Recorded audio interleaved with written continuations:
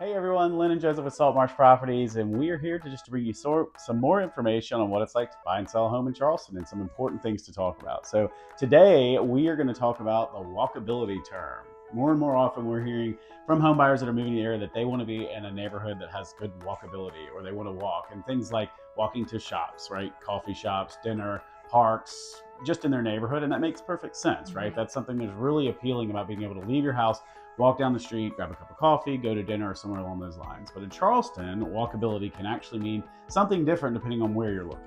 Yeah, and I have had actual multiple buyer consultations over the course of the 18 years I've been doing this, where sometimes the buyer consultation, through that is we learn this is not exactly the city they want to be in, because that's the important part. When we talk about walkability in Charleston, we're not always talking about a fully urban downtown style experience where you can walk to almost everything you need. In many parts of the Charleston area, walkability is a little more neighborhood specific. It may mean you can walk to those places that we named, but it also could mean that a grocery store, a waterfront path. It also may mean that the neighborhood has sidewalks, slower streets, mature trees, and a layout that feels more comfortable for walking, even if you still need a car for most of your daily errands. So today, that's what we're going to talk about. We're going to break that down a little bit, go through the Charleston area neighborhoods and communities for buyers who care about that walkability. And we're going to include everything from Mount Pleasant, Johns Island, James Island, Summerville, West Ashley, North Charleston, and the Park Circle area. Yeah, absolutely. And before we jump into neighborhoods, we've actually put together a free Charleston walkability guide. So if you would like that, it's basically a side-by-side comparison. And if you'd like that, just comment walk in the comments below, and we'd be happy to send that to you. Yeah, that's a really helpful resource if you're trying to narrow down where you might want to live, especially if you're relocating to the Charleston area. And we want to clarify something. Charleston is still a very car-oriented market outside of the historic downtown peninsula or some of the spots we're going to name. So if your definition of walkability is, hey, when I get to Charleston, I'm going to sell my car and walk everywhere, then the list is going to get a little bit shorter. And like I said earlier, sometimes people who are deciding between different cities of the United States, Charleston ends up going lower on their list, and that's good research. But if your definition is, I want a neighborhood where I can walk to something meaningful that's going to be a lifestyle for my family, then there are several areas worth considering. 100%. So first, let's start with Mount Pleasant. So Mount Pleasant's a great area of the Charleston market, but it is important to understand that it, as a whole, is not a giant walkable town. It is large, spread out, and most residents still rely heavily on their cars. However, there are specific pockets of Mount Pleasant that offer a more walkable lifestyle. Picture where you can drive your car, park it, and then walk around. Right. That first area that comes to mind is the Old Village. And a lot of people who are aware of it, it's such a beautiful, charming, historic area of Mount Pleasant. Tree-lined streets, older homes, beautiful architecture, and that classic low country look. But depending on where you are in the neighborhood, you may be able to walk or bike to Pitt Street, which is an awesome finger into the waterways and to look at everything by foot or by bike.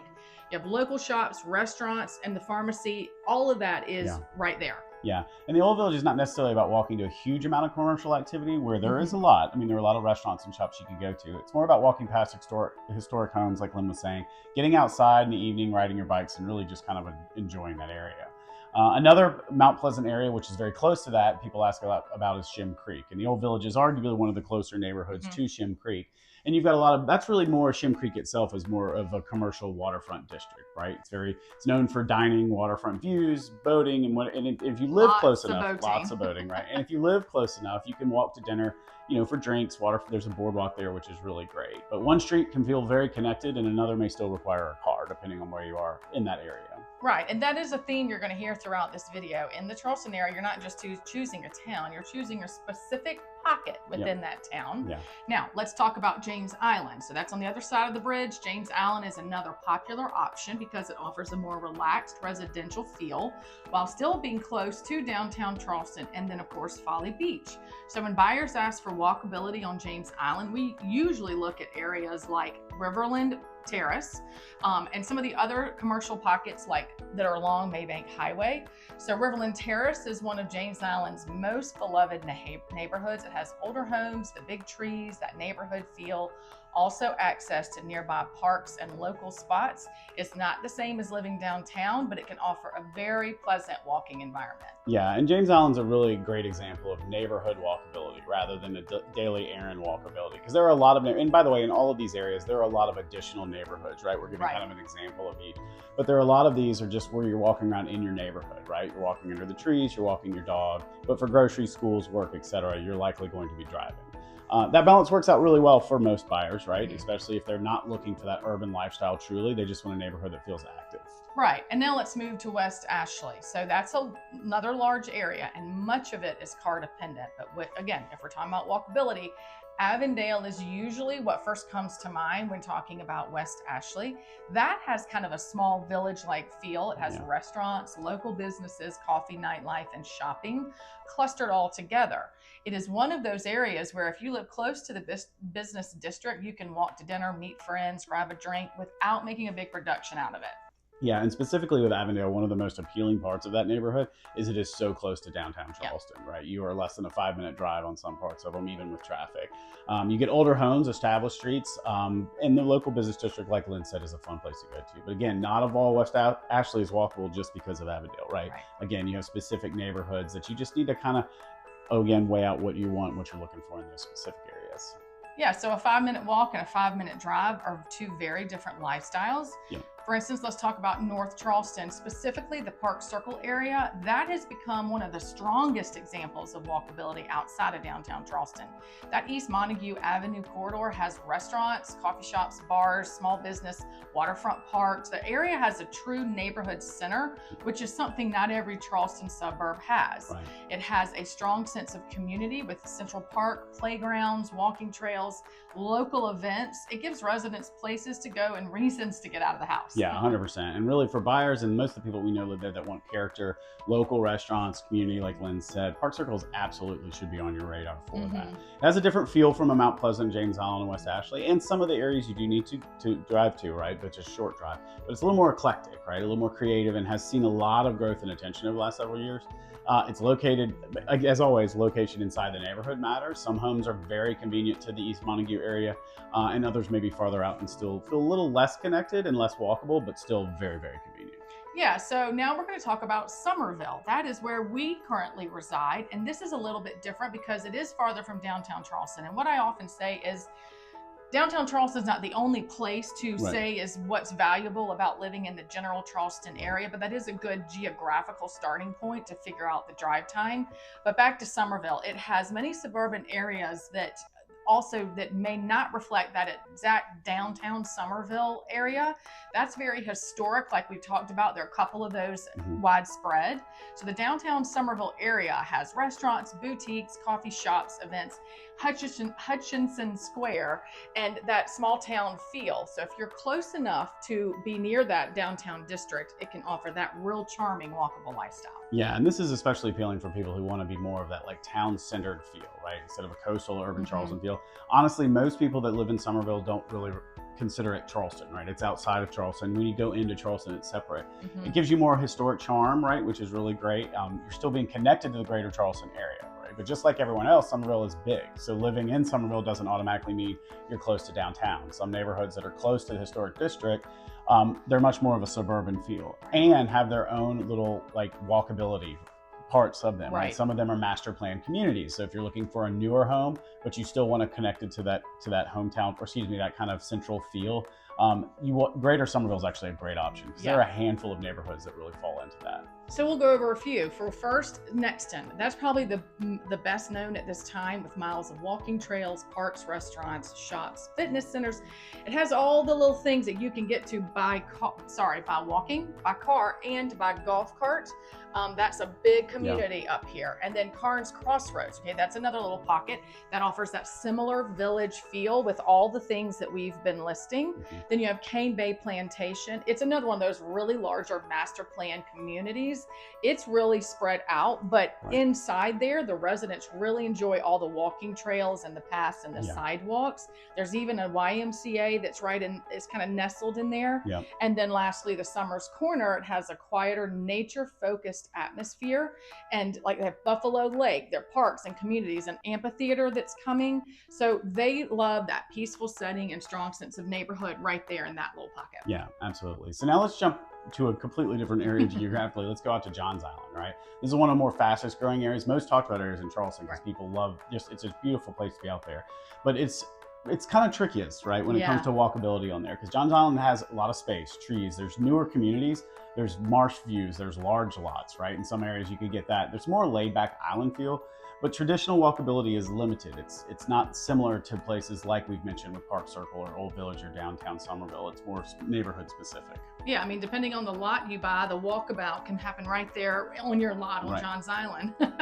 But it does not mean it doesn't have the option. It just means you have to be really specific 100%. about what kind of walkability you're looking for. And that's what we're trying to define here. Yeah. You have the newer communities and mixed use areas. They're being designed with more sidewalks and trails, amenities, gathering spaces. In those cases, it may mean walking within your neighborhood to that pool, the trail, the park. It may not mean walking downtown to some sort of district or along a list of commercial, retail, or restaurants. Yeah, and Johns Island really can be a great fit for buyers who are prioritizing space, like newer construction, a quieter feel. But if your number one priority is walking to coffees, restaurants, and shops, it may not be at the top of your list. Doesn't mean it's impossible, right? But it may not be in the top of the list like some of the areas we talked about. Yeah. So how should buyers think about walkability when you're deciding your neighborhood? Like we've discussed, you want to define what walkability means to you. And we've covered a lot of what we mean by that. Do you want a neighborhood that maybe just feels safe for evening walks? Right. They're all different versions of walkability, and they're going to lead you to different areas. And that's where our consultation comes in to help you get to the bottom of that. Yeah. And then the other part that you want to look at is specific like addresses, not just one neighborhood name, right? You want to look at that because two homes in the same general area or neighborhood can have a very different feel walkability. Again, we brought up Nexton. There's even pockets of Nexton that are different, not good, not bad, just very different. So one maybe only 3 blocks from restaurants and sidewalks, right? And the other one you have to take your golf cart on it. So you just have to, again, zoom in on what that means to you. And you must add in, at least I always do, the heat of Charleston. Yes. Sometimes nothing's walkable right now. Right? You may not want to walk because of how hot and humid it can get. So you want to take that into consideration. Yeah. So anyway, thus third, think about lifestyle trade-offs. The walkable lifestyle often comes with trade-offs. You may see higher prices, smaller lots, older homes, less parking, more activity, or more competition from other buyers.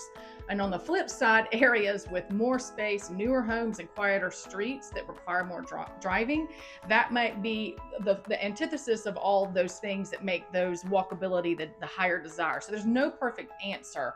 It's about finding the right match for you. Absolutely. So again, if we're giving a quick summary for historic charm, coastal character, Mount Pleasant, look at Old Village's areas near Shem Creek. There are plenty of other neighborhoods in Mount Pleasant we didn't name that do have great walkability characteristics. James Island, Riverland, Terrace, right? Great historic feel there, or just kind of mature trees and everything. Local restaurants, nightlife district in West Ashley. We're looking at Avondale. One of the strongest walkable neighborhoods, I think, outside of downtown that we've really talked about would be Park Circle, right, in North Charleston. And then for small town charm, historic character downtown, look near Summerville. Johns Island, look closely at specific communities for future development plans, because walkability there, again, is pretty much in that neighborhood itself. Yeah, and one thing that we have noticed is with the influence of multiple regions coming to this area, we are noticing that a lot of those planned areas are starting to add different commercial things at the mouth of some of these more suburb feels. Yeah. So again, it's a good idea just to continue to talk with your real estate agent and find out what's coming. So the biggest takeaway is that walkability of Charleston is not one size fits all. It's not just about a city or a town name. It is about the exact neighborhood, what they have done around that neighborhood, what's coming, and then the streets around it, the sidewalks, the nearby businesses, all those things are going to affect your day-to-day living. Yeah.